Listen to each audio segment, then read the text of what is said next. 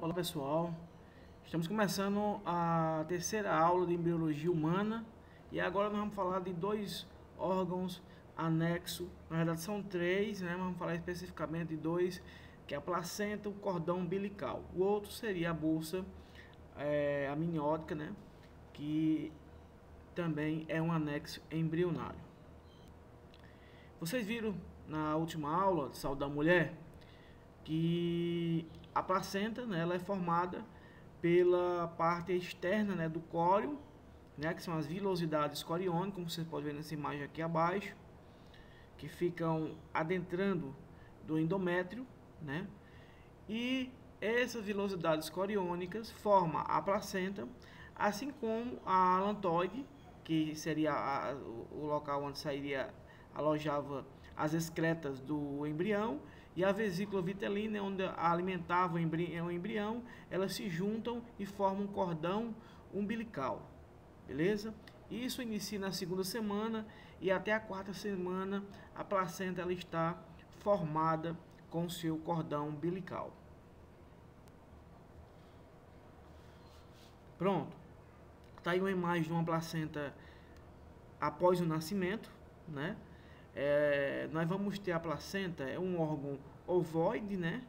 Você vê que ele é como se fosse arredondado, né? Achatado. Ele vai ter aí, ela vai ter em volta de 2 de diâmetro, né? De 15 a 20 centímetros e de espessura de 2 a 3 centímetros de grossura, né? Espessura.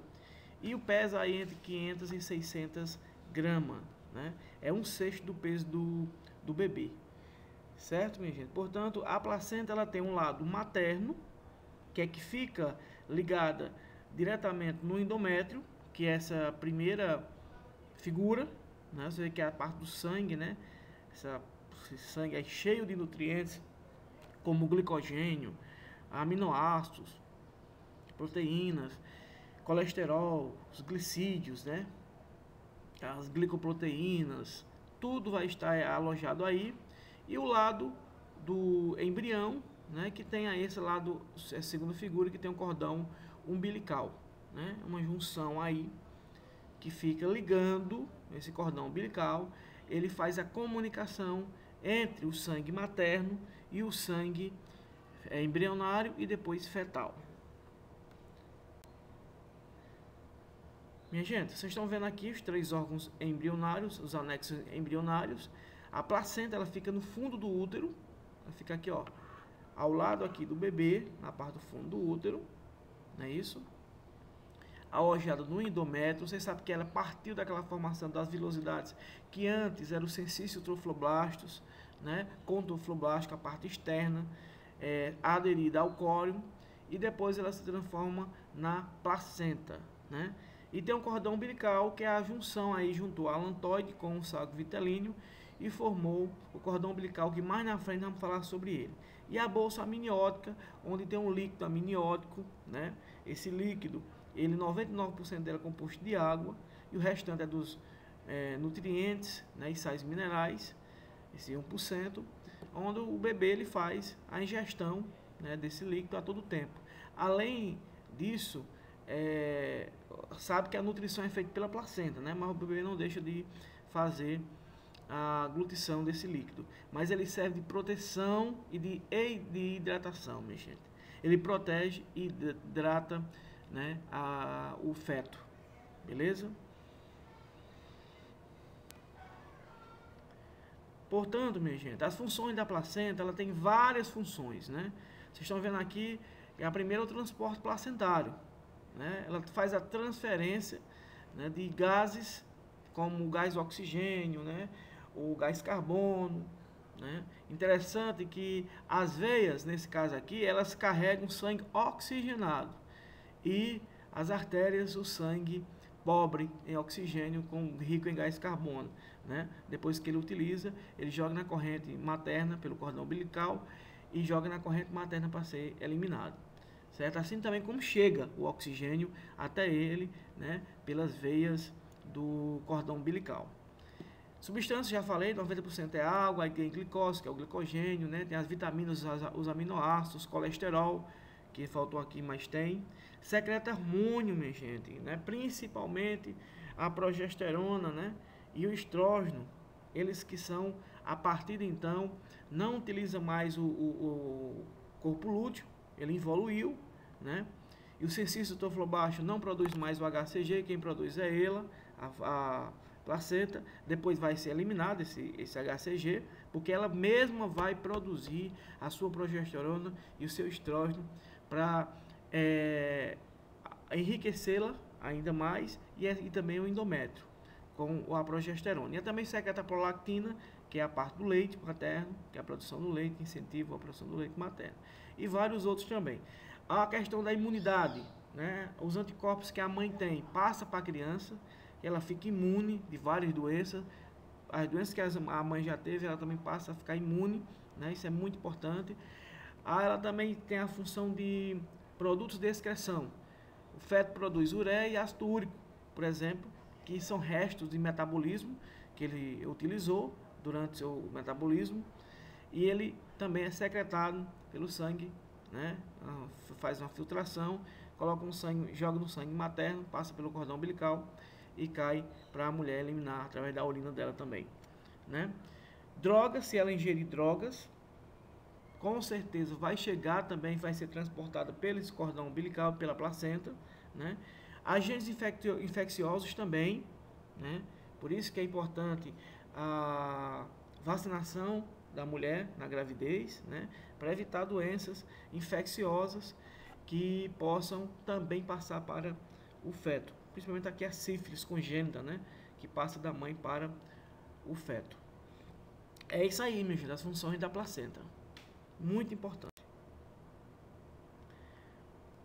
Vocês estão vendo aqui, né, as vilosidades que eu falei, né, as ramificações, é onde, nessas membranas placentárias, é onde ocorrem as trocas entre a mãe e o feto. Não quero que vocês se detenham muito a essa imagem, porque ela é muito complexa, mas aqui explica tudo, né? Vocês estão vendo,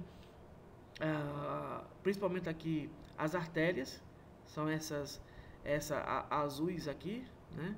Essas artérias que carregam sangue pobre em oxigênio, rico em gás carbono. E a veia, que é só uma, essa mais calibrosa, ela é um sangue rico em oxigênio.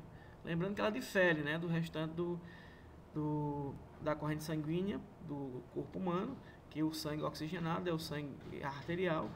Por isso que aqui é o contrário, né? A veia carrega sangue oxigenado e a artéria carrega sangue pobre em oxigênio. Como eu falei, né, a forma arredondada, né, esférica, em forma de disco, a placenta ela promove as trocas seletivas de nutrientes e produtos de excreção entre o embrião e o corpo materno. Você vira aí o lado materno, tá vendo o lado da placenta, que é o lado amniótico, minha gente, né? Esse tronquinho aí, né, dessa primeira figura do lado amniótico com o corte do cordão umbilical, vai formar o nosso futuro umbigo, né? Ele é formado a partir desse corte aí, desse entroncamento do saco amniótico, onde forma o cordão umbilical. Minha gente, a placenta ela tem grau de maturidade, ou seja, ela tem vencimento, né? A placenta ela tem vencimento. Quanto mais velha, né? Ou seja, maior tempo de gestação, menos função ela vai ter, né? Todas essas funções que eu falei, ela vai aos poucos perdendo com o grau de maturidade. Quanto maior o grau, maior a sua maturidade. Dentro de uma escala que vai de 0 a 3, né? Quando faz o exame de ultrassonografia, é que o médico ele vai dar esse laudo do grau placentário. Vocês podem observar que numa ultrassom obstétrica e morfológica tem a distinção aí desse grau de maturidade da placenta. Vamos lá, o primeiro é o grau 0. Está novinha, tem acabado de ser formada no primeiro trimestre de gravidez, né? Ela está sem nenhum sinal de calcificação, em pleno funcionamento. O que é sinal de calcificação, minha gente? À medida que ela vai envelhecendo, as células dela vão se calcificando, vão ficando pedificadas, vão ficando mais endurecidas, né? E aí evita essa troca né, as trocas nas membranas. E aí ela não passa os nutrientes nem do feto, as excretas, nem o nutriente da mãe para o feto. Portanto, o grau 0 é o grau mais comum no primeiro trimestre da gravidez. Nos primeiros 3 meses, ela está em pleno vapor, não tem sinal nenhum de calcificação e está em pleno funcionamento. Quando ela passa para o grau 1, já no segundo trimestre de gravidez, né, na metade aí da gravidez, né, a placenta começa a acusar algum desgaste, com algumas calcificações já dá para ser notadas, mas ainda está em funcionamento. Até a 30ª semana de gravidez eu coloquei aqui o exemplo, certo? Ela já tem algum sinal de desgaste. No grau 2, vai aí da 28ª até a 30ª semana, né? O grau 2, nessa fase, a calcificação ela é mais acentuada, ou seja, a calcificação ela é maior nesse grau 2, né? Ela já está mais calcificada e vai perdendo ainda mais suas funções, até chegar no grau 3, que corresponde ao grau máximo de maturidade da placenta, com uma calcificação completa. Portanto, Micael, quer dizer que ela não pode mais fazer as trocas gasosas, nem pode mais fazer a transferência de alimentos, nutrientes? Pode não. Por isso que aqui já é no ponto de ela ter o parto. Já está na hora de ter o parto. Beleza? Quando ela está no grau 3, ela não tem mais, o bebê não tem mais como, né, receber as funções da placenta. Por isso que tem o processo de parto, para o bebê sair e não precisar mais dela, né? E sim do leite materno, que é secretado pelo seio, né, da mulher, pelo processo de ajuda da prolactina. Beleza? Já vimos aqui, ó, é através dessas vilosidades aí, dessas trocas que acontecem, né, entre a parte do feto, do bebê, e a da mãe que está lá no endométrio. Aqui eu estou mostrando a placenta, essa forma aí está corretíssima, né? Na parte superior, ela pode ficar nessa posição aí, um pouquinho mais lateral, mas na parte superior, no fundo do útero, né? Essa aí é a placenta normal. E nós vamos ter algumas doenças, né? Algumas anormalidades da placenta, né? Ela pode estar lateral, né, na parte superior, e ela pode estar muito abaixo. Essa placenta ela pode se deslocar da parte mais superior para a parte inferior do colo do útero. Você sabe que aqui no colo do útero que vai ter a passagem do feto. Portanto, ela é prévia, né, porque ela é antecipada. Ou seja, ela desceu antes da hora, né? Primeiro desce o bebê no parto para depois vir a placenta. Mas nesse caso da placenta prévia, ela desce. E o risco é muito grande, né? Porque ela pode ser prévia, parcial ou total. Parcial quando ela não ocupa todo o espaço do colo uterino. Vocês estão vendo aí nessa segunda imagem. E ela é total quando ela chega ela está utilizando todo o espaço do colo uterino, a saída aqui do colo uterino. Isso é um perigo muito grande, né? Porque ela sai antes da hora, ela pode descer a placenta e induzir aí a um parto prematuro, ou um dos maiores diagnósticos e indicação para o parto cesariano é essa situação, que não tem como vir a placenta primeiro do que o bebê. Portanto, ele vai perder as funções dela, não é isso? Portanto, essa placenta parcial ou total, ela requer cuidados, se for antes, né? Vai ser os cuidados para evitar um parto prematuro, ou para depois ela descer, né, pelo colo uterino e acabar impedindo aí a nutrição e morte do feto. Portanto, é importantíssimo, né, que seja... O que é que pode acontecer de sintoma, Micael? Pode acontecer sangramentos, né, dores, e aí a mulher faz a ultrassom e o médico vê que ela está diagnosticada com uma placenta prévia, parcial ou total. Portanto, vai o obstetra e o obstetra vai fazer aí as indicações, principalmente muito repouso. Ela não pode fazer esforço nenhum, minha gente. Portanto, placenta prévia é a antecipação, ela desce, né, e ocupa parcial ou totalmente a entrada do colo uterino. Lembrando que pode ter também o deslocamento, né, da placenta. O deslocamento da placenta é quando a placenta ela não consegue se fixar totalmente no endométrio e por baixo dela cria-se coágulos e ela não consegue se prender totalmente.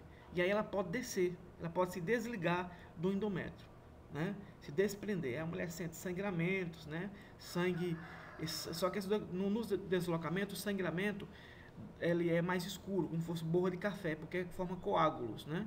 E na placenta prévia, ela é um sangue mais vivo, um sangue mais vermelhado, né? Aí o cordão umbilical, minha gente, pra gente praticamente encerrar aqui, esse cordão, como eu sei, ele vai medir aí em torno de 1 a 2 centímetros de diâmetro e até 55 centímetros de comprimento, né? De comprimento, ele pode chegar ao cordão umbilical até 55 centímetros, né? Ele vai ter uma veia muito calibrosa, que ela vai carregar o sangue arterial, né, para o feto, e as duas artérias que carregam o sangue venoso.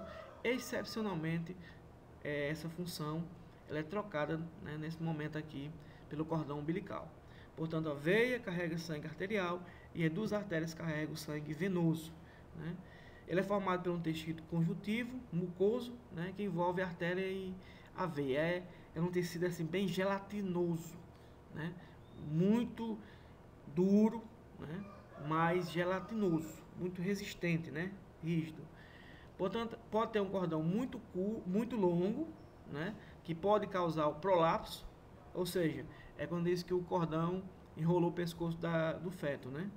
E isso pode, no que enrola, pode travar, né, o fornecimento ali de oxigênio pelas artérias, porque comprime a veia pode diminuir, né, a passagem do sangue, assim como reter gás carbônico, causando uma intoxicação, uma toxemia no feto, e ele pode também vir a óbito se não for retirado a tempo.